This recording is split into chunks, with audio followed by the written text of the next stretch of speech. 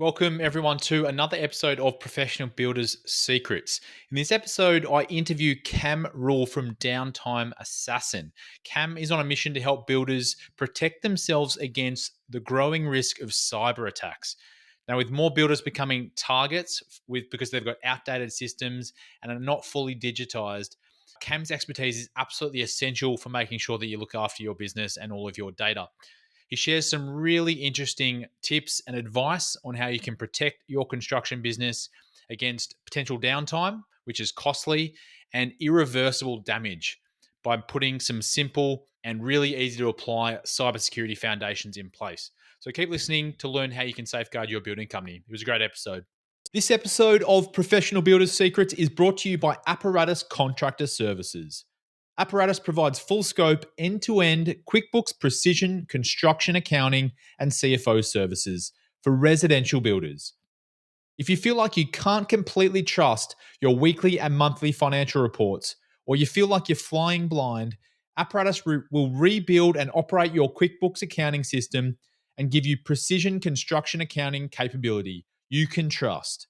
Learn more at apparatusteam.com or on the APB Rewards partner directory. And this is an interesting thing about technology. You can have all the technology in the world, but it's all about the people in the end and how they handle it. The current trend is increased ransomware and phishing scams. Unfortunately, they're not going away. They're just increasing. A lot of that is because of the use of AI. The cyber criminals are using that to automate these tasks. They're not doing a lot of the manpower anymore. Insider threats will increase, so staff members that are disgruntled or paid by cyber criminals can get in there and do some damage. So this could happen to some of the platforms builders use.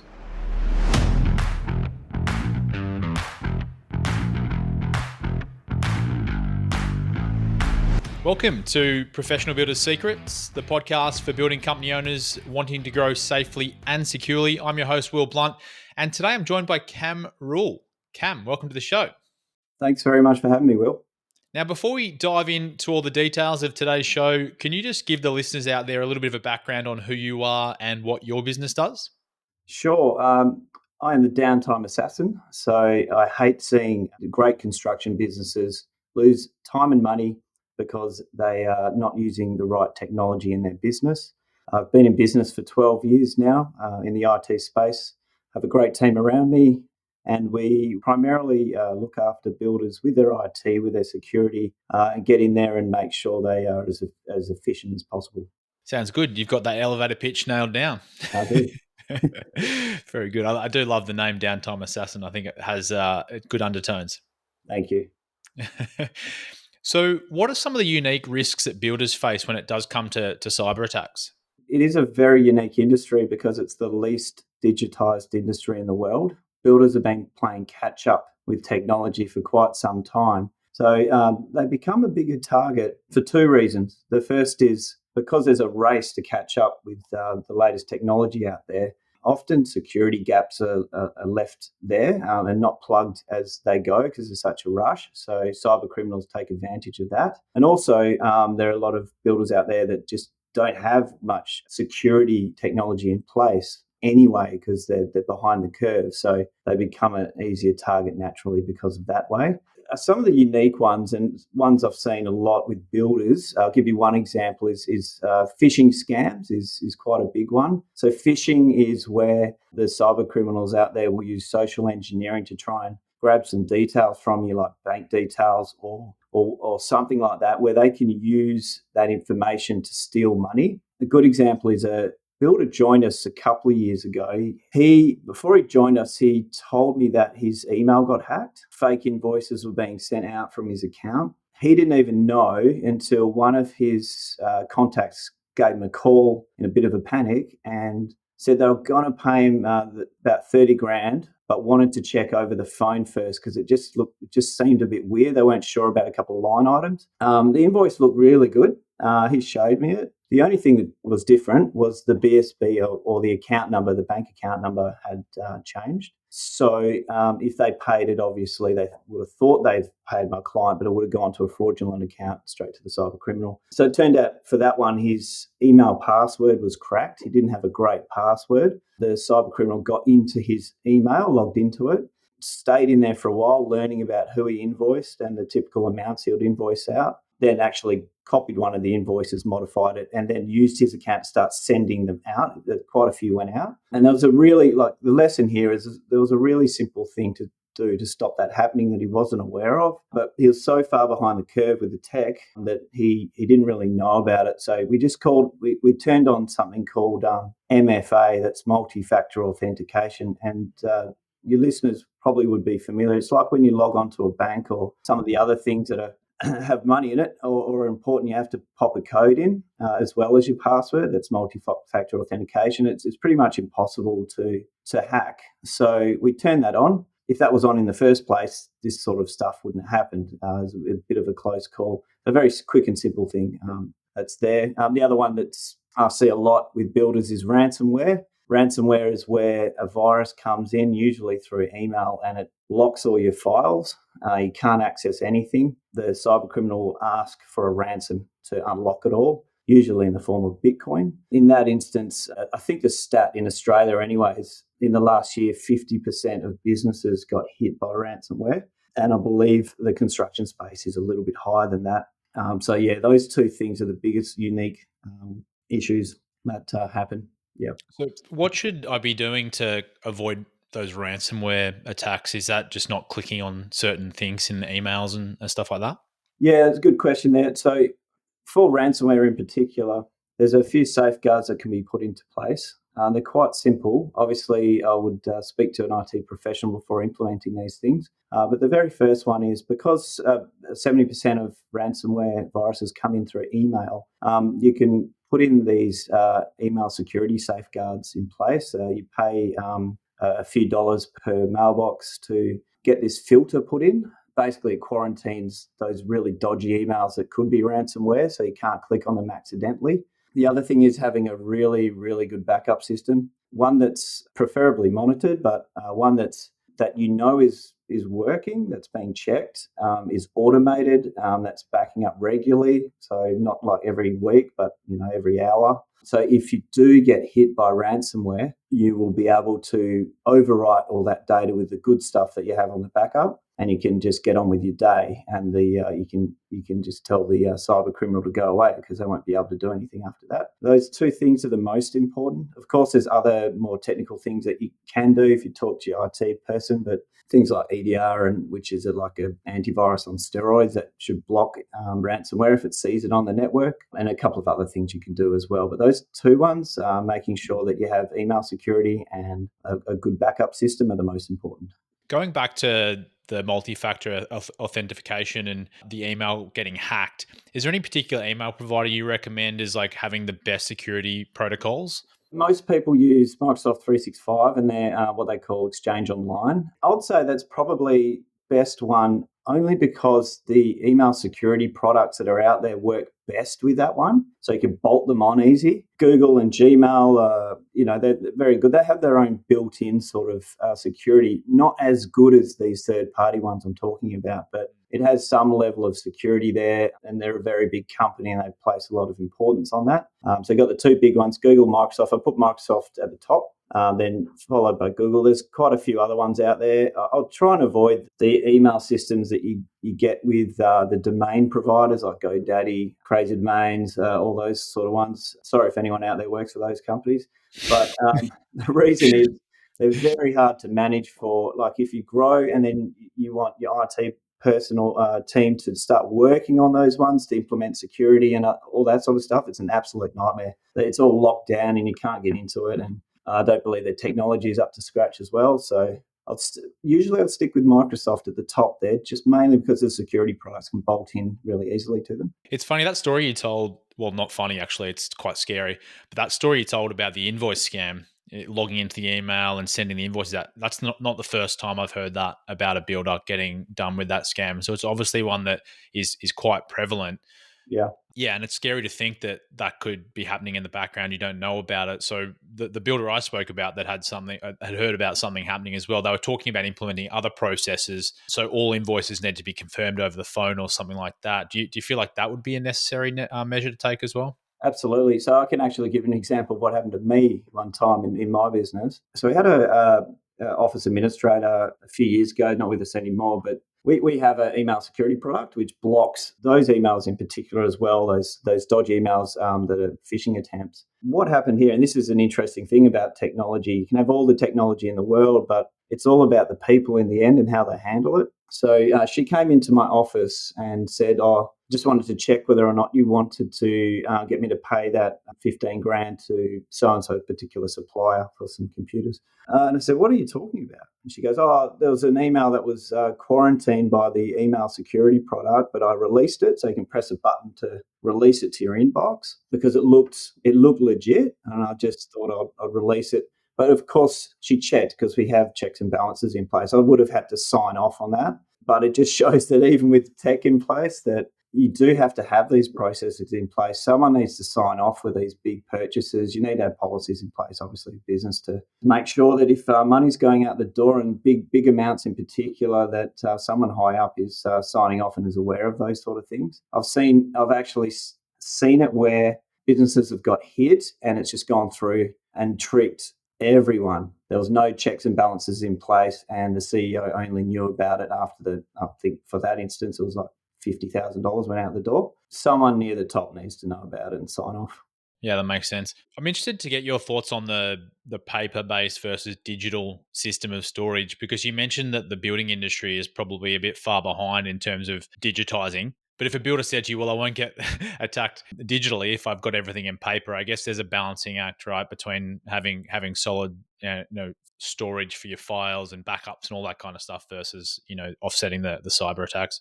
That's an interesting argument. Look, of course, if you got everything on pen and paper, you are totally safe. But of course, you're going to be massively inefficient, and your competitors will smash you. You've got to compromise somewhere. And what I'm trying to convey as well is there are very simple things builders can do and put in place that can mitigate the risk very significantly. So you can get on with digitizing your business and put in certain things in place that are quick, easy, and will protect you for a long time. You've also got a single source of failure if you've got everything physically in an office. So, You do, and if it burns down, and yeah. sort of thing. So there are their own set of risks. Trying to find things too that's all paper based is a bit of an issue. Anyway, we don't need to talk too much about paper based on this on this chat now. But it's quite common though. Yeah. Yeah, a lot of clients of mine came from paper-based backgrounds, and we help them digitize. We were chatting about this in our pre-interview, the CrowdStrike outage. Now, if you could just go into a bit more about that, what that was. I know from my perspective, I noticed it when I went to my local supermarket and couldn't purchase anything that day when it was down because it was so widespread. But what was the CrowdStrike outage all about, and what are the implications on that for the future for builders? Yeah, so the CrowdStrike outage, just to break it down a bit, it was due to this security software they use called Falcon. And this type of software is called EDR, Endpoint Detection and Response. I think all your listeners will know what antivirus is. It's those sort of the software you put on your computers to block the viruses if they come in. So this is like antivirus on steroids. It's constantly on the lookout for nasties and more so the behavior of things that are running on your computer, and it'll just shut it down. So what happened with this one is Falcon's really intertwined into the operating system of the computers and servers that it's on. So they released an update, and they didn't really check the update too well. It didn't seem to go through the normal process of making sure it's not going to break anything. They released it, and it just broke the actual operating systems of the computers and servers that this sat on. So a lot of the computers had this thing in the IT world we call the blue screen of death. So that people just looking at a blue screen with an error code and not knowing what the hell to do. So this affected a lot of huge enterprises. Xero, for instance, I noticed that day it was down. Airports, big government organisations and things like that. It's not common. That particular product is not common with small to medium enterprises, really. Yeah. You find that one more so with the bigger ones. Other products that we use for the smaller businesses that do the same thing. So yeah, that was essentially what it was. It was a bit of a wake-up call, I think, to the world that tech can go really, really wrong because it's so intertwined into everything we do. Yeah, it was quite amazing that, and scary in a way, that there was just obviously one mistake made by someone in this company that no one even knew about. Like the average person had no idea what this company was or how it was being used. And all of a sudden everything, a lot of things were shut down. Yeah, crazy. That's not the first isolated incident. We had the Optus outage 23. Hmm. I forget the actual cause of that, but it's just, I think it's down to human error as well. Anyone with Optus would be nodding their heads in that one. And around the world, Optus is like one of the biggest mobile carriers in Australia, and they went down for quite some time there, and it caused a lot of havoc across Australia. They also had that large scale data leak as well, but we don't need to get into a Optus Yeah, well, bashing. yeah. I'm actually an There's Optus something in the customer, news every day. so yeah, haven't had a good few years Optus anyway. No.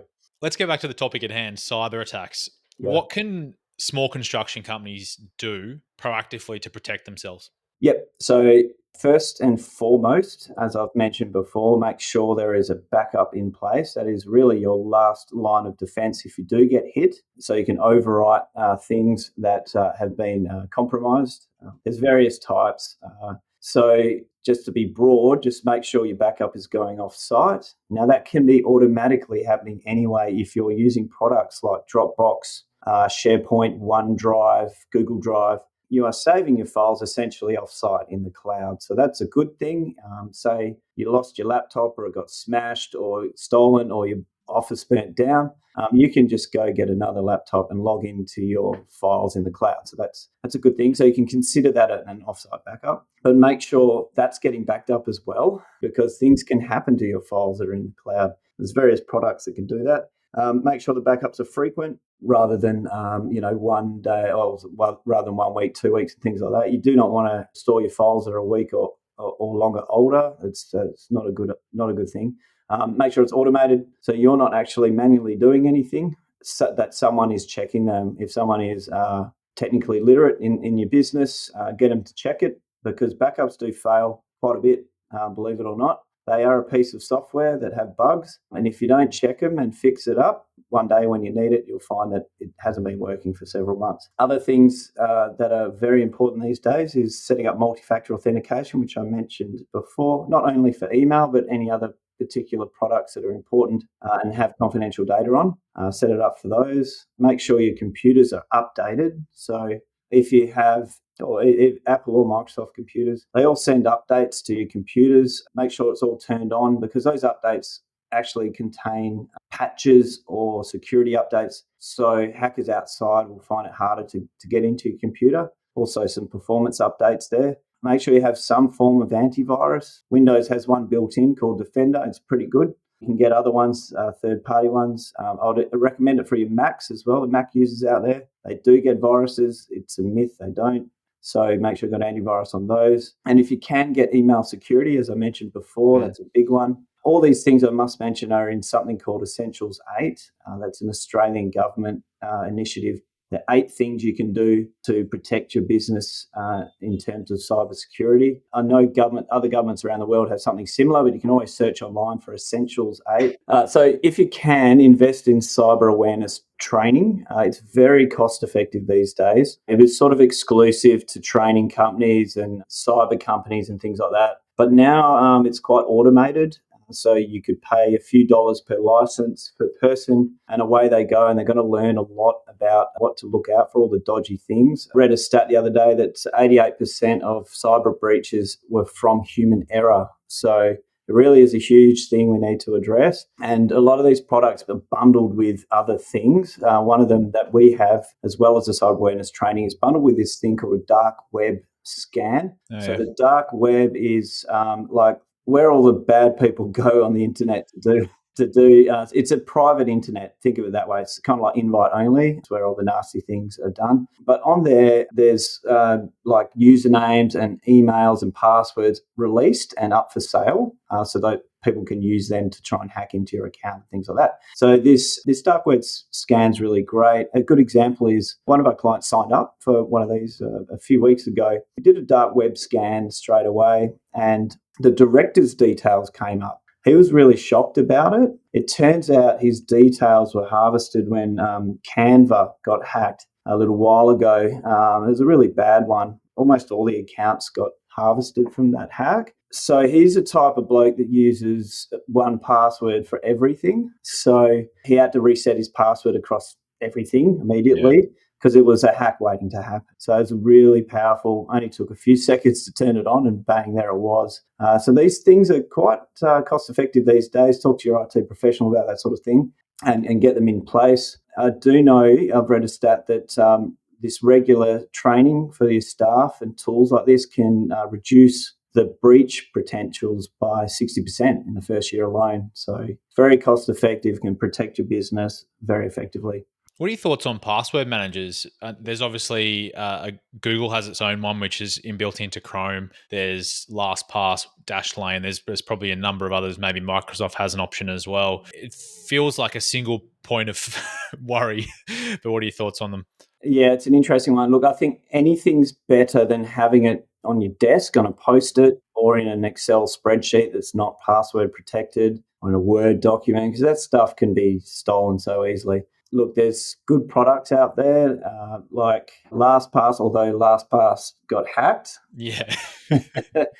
But I would imagine that after their hack, they would have uplifted their security quite significantly. So even though it's left a stain on them, you've got to think that they'll be sort of a cut above the rest at the moment now. The benefit of these places as well is we've got so many passwords these days. I think if I looked at mine, I would have over 100. So we use a product as well, similar to our LastPass, but it's more geared towards the IT world. And also our clients share it as well. They put their stuff in there. And it's very secure because you log into it with the password that you know, but also with a code. So multi-factor authentication is there as well. It's very hard to sort of hack that. And when you're in there, the benefit is you can just search for the password that you need. So I need my internet banking password. Click, go to the site. It's already put it in there for you. You're not scrambling around to try and find any passwords. Very efficient. But, it's the scary thing is these bigger companies that have all the passwords are naturally a massive target, aren't they? Yeah. Because they have everyone's password. But I would still recommend using these things. Make sure you do a bit of research on where you're putting your passwords. Are they a reputable company? Do they have great security? All these sort of things that you are trusting them with the keys to the castle, so to speak. Yeah, I think one benefit that I like about those tools is they help you generate the stronger passwords as well. So you'll essentially have a different password for every login, right? So it's much harder in that respect. Like to your point, someone that has the same password for everything, if they get hold of one password, they can just go and use it everywhere. Whereas this is a much more laborious process. But yeah, that's very true. And just on a side note, for those that aren't using these things, if you do want a password that's high security and memorable, you can use like a passphrase, which is pretty hard to crack. So you could say like dog, rain, path that you can remember. Or maybe another word there, dog, rain, path, budgie or something, 1, 2, exclamation mark. But if you remember that, that's super hard to crack. So passphrases are a thing now. So for those that don't use the randomly generated passwords that we have in these products, just do something like that. I think the thing that frustrates me, and this is a bit of a tangent, is pretty much all of them require some sort of special character or a number now. And I Yeah. always forget that portion of the password. And then I end up resetting my password. And because I'm trying to get into the app that I'm trying to get into at that time, I just pick a new password. Don't store it anywhere. Don't remember it. Have to reset it next time I come to log in. Yeah. So inefficient, isn't it, when that Yeah. happens? That's why these password managers are great in that sense. Yeah. Unless you forget your password for the password manager, then you're in a bit of strife. Well, you're in a bit of strife then, aren't you? Yeah. Anyway, let's not talk about my incompetency. You're talking primarily about files on a computer, right? I'm assuming you're talking about, building contracts, standing operating procedures, and internal documents and things like that. The other side of it, which I was thinking about before, is also exposure on a builder's website, for example, or their social media profiles and things like that. So it is very common, from my understanding, for cyber criminals to attack websites and try to take control of them and then get ransoms and things like that. Is that something you've seen as well? Yeah, I certainly have. So on the website side of things, the very first thing you need to do is make sure that the back end password, if you've, most common one is WordPress. So whatever that account is, the admin account, make sure that that is it's got a very strong password. Try and enable multi-factor authentication as well. The other thing is updating these things called plugins. It's just basically these little bits of software that sit in the website that do different things. All those sort of things need to be updated because they might have vulnerabilities. Yeah. That's a pretty constant thing with websites. Make sure whoever manages your website is doing that. That should be part of a maintenance plan if possible. If it's not done, these hackers can find vulnerabilities and get in various ways. And they can use your website as a bot network. So it means that basically they're utilizing the resources from your website host or where it's like the server to send out spam emails or anything like that. You wouldn't even know about it. I've seen some really bad ones happen where there was it was at like the Zionist sites of Victoria or something like that. Got hacked by some terrorists and stuff like that, and they put their banner on it, things like that. So it was it was one of the most awful ones I've seen. I got told about it and logged onto it. I thought, oh, that's not good, and that's only because they hadn't been updating their website. It looked like it hadn't been touched in a long time. So they can actually just overlay your homepage with something else, which would be very shocking for any business owner. Yeah, so WordPress, like to your point, is used so prolifically across the world, and it's one of the most exposed because of the plugins, like you mentioned. If there's one plugin which isn't updated in time and can be exposed, and there's a vulnerability there, then a hacker could get into your website, and they can actually. I can't remember the name of it before. It's happened to me before because I used to have a lot of WordPress websites. Essentially, anyone that comes to the website gets redirected to another website. So it can be sending, your customers, potential customers, to like these really dodgy websites that you don't want them to go to, and that experience is hard to recover from a builder, I imagine. Yeah, it would be, and also they could put in like Trojans, which is like a virus that you sort of says, oh well, yeah, install this thing while you're here. You've got a virus, and it's not. It's just software that actually installs virus. It's very important to make sure your website's updated and things like that. There are pretty good products out there like Wix. For the builders that don't have a web designer or want to engage them, you can use Wix or Square Alpha, I believe it is, where you can just drag around templates and set them up, and they keep things updated in the background. You don't have to worry too much about the maintenance of it. You just pay a little bit of money, and some of them are free actually, and you can have something looking pretty professional. Just got to spend a little bit of time on it, but that's a good idea for the guys starting out. I certainly did it myself when I started out.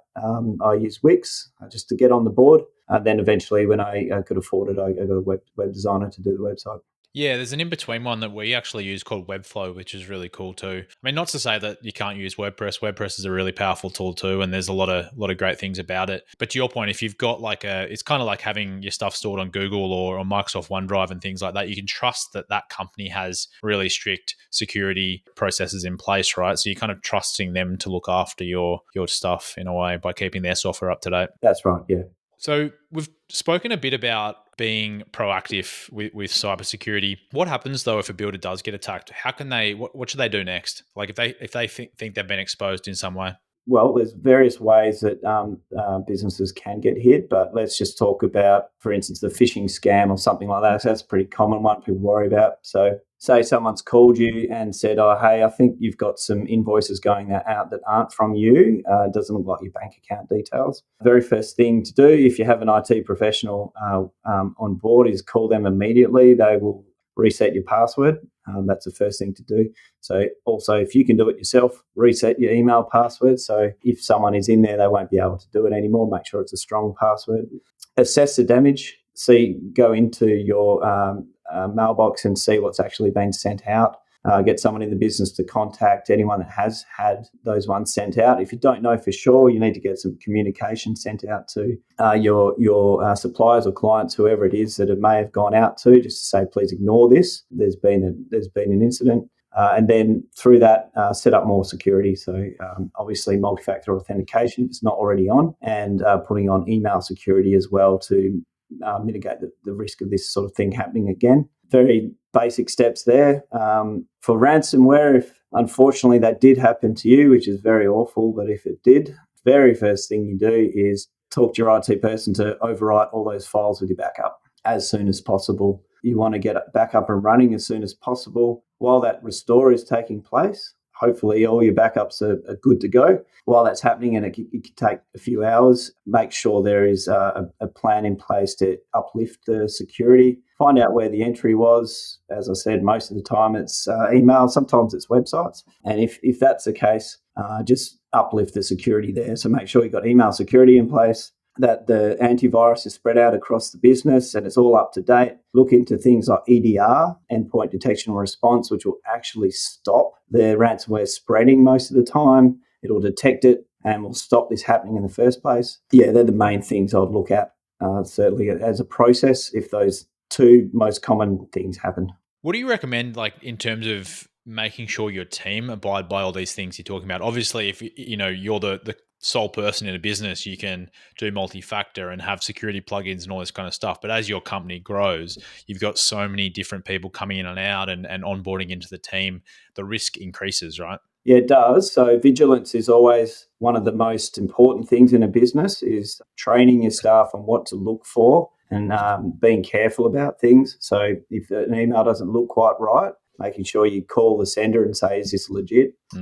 And it goes back to that cyber awareness training I was talking about before. And it's very cost effective now, so you can actually just roll it out across the company and get people doing this training. And a lot of these products are quite fun. They got a little video, make it fun, and they talk about things like how to connect to a public network, what sort of security you should have in place, what sort of passwords you should be using. Other things that come bundled with these products, as I said, is the dark web. Another one that I haven't mentioned yet is phishing simulation. And it's nothing to do with having a great time on the water. A lot of builders probably love phishing as well, I imagine, out there. Yeah.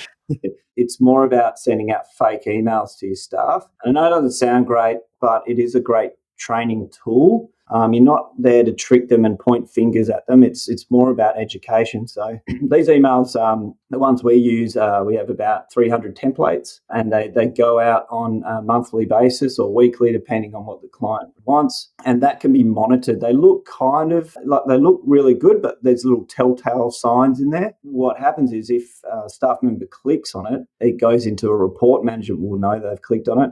And if they've actually clicked on a link and given away their credentials, then management knows about that too. And it Double becomes red flag.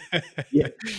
If that happens, it's a great educational tool. A lot of the products too is if they do, make the mistake of giving away credentials, the training actually kicks in as well. So they'll get a link to how to look out for dodgy emails course. And all these things have certificates and things like that. It's quite gamified. So you can make it fun. But as I said, it's a very effective thing of cyber awareness training. Some great tips there, Cam. So appreciate you sharing that. You mentioned a few times about having an IT professional in your corner, someone that can help you if something does go wrong or kind of get you set up initially as well. There's probably a number of builders out there thinking, I don't really want to bring an IT person into the team. I can't have them on full time. What are some more practical, affordable solutions for small builders?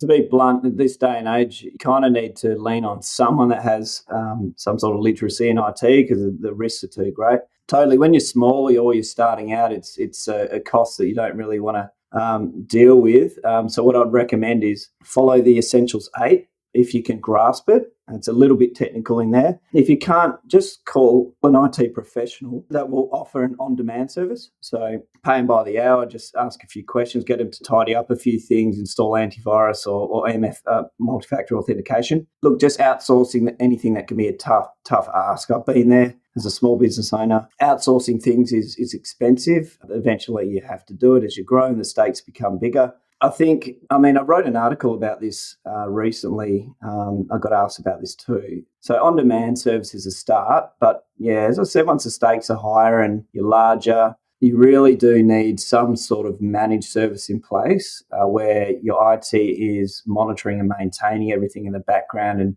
you're paying like a flat rate. That way you know your security is covered. I've got a good example of that. So at one of our builder clients, they're on an ad hoc basis, but they're actually getting quite large. We did recommend that they go on a managed service agreement so we can monitor and maintain everything. And one day they just called us in a bit of a frenzy. They'd been hit by ransomware. They were managing their backups. They insisted on that. It was a very old school backup system. They had USB drives that they'll plug it into. They hadn't rotated them. You've got to rotate them to make sure one's off site in case the place burns down or whatever. They weren't really managing it well at all.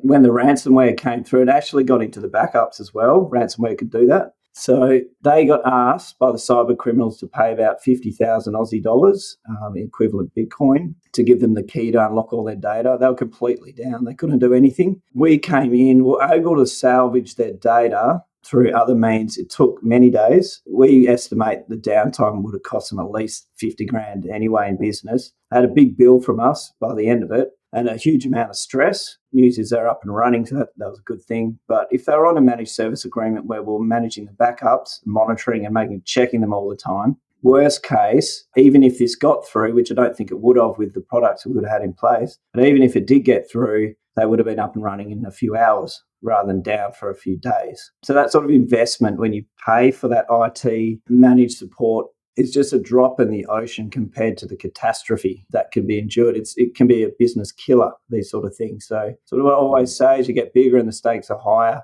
Just make sure you've got a reputable company on your side and just get a managed service agreement so everything's covered. And you can just get on with what you do best. You don't have to worry about the IT and security. It's just, you know that if something bad happens, you're going to be up and running quickly. Yeah, it makes a lot of sense and just gives you that peace of mind rather than, like, to your point, we've all had that moment where, like, your stomach drops because you think something's happened, and you can take away all of that stress if you feel confident in your partner. Yeah. All right, Cam. Well, to round things out, do you want to talk a little bit about what the future looks like? How do you see cybersecurity changing in the building industry? Yeah, so the current trend is increased ransomware and phishing scams. Unfortunately, they're not going away, they're just increasing. A lot of that is because of the use of AI in the cyber criminals are using that to automate these tasks. They're not doing a lot of the manpower anymore. So the volume is exponentially increasing, unfortunately. Insider threats will increase. So staff members that are disgruntled or paid by cyber criminals can get in there and do some damage. Probably third-party exposure increasing and being an issue for data breach. Like, for instance, Toyota got hacked through a third party that was plugged into their system. They don't control their security, obviously, this third party. So Toyota got shut down for a few days. Yeah, so this could happen to some of the platforms builders use. It's good to just sort of look into the security of these builders, their white papers, things like that, or get your IT pro to have a look at it as well. So that's what's going to happen over the next few years. Actually, that's a great point. We were talking about that before we got on air, and you were talking about some of the construction software and things like that. There's so many different construction softwares now, and I know a lot of the builders are trying to try different ones out, project management software and things like that, to get the most effective thing for their business, but also the most cost-effective thing, because there's a big range in pricing. But one thing which would be really important, based on what you're saying there, is just to make sure that whoever you go with, especially if it's a smaller player, that they've got good security protocols in place as well. Yeah, it's super important. The thing is, they don't have to tell you everything, but you can get a good sense of how comprehensive their security is. They all have a white paper that can get a bit technical, but if you have someone technical on your side that can sort of tell you if it's good or not, then definitely do that before you sign up to any of these big players. Awesome, Cam. Well, thanks so much. We've had a really long chat now about cybersecurity. It's a really important topic, though, for builders to be aware of, because, to your point, your whole business can rest on whether or not you're looking after your business from a security perspective. So I appreciate you jumping on today and sharing all your insights. Yeah, thanks very much, Will. I really enjoyed my time. Cheers. Awesome. So for APB members out there, Downtime Assassin is a rewards partner, so check them out on the directory. Otherwise, where's the best place for other builders to go, Cam, to find out what you're doing? Yeah, just go into your search engine, type in Downtime Assassin. Contact details are all there. I'm happy to have a 30-minute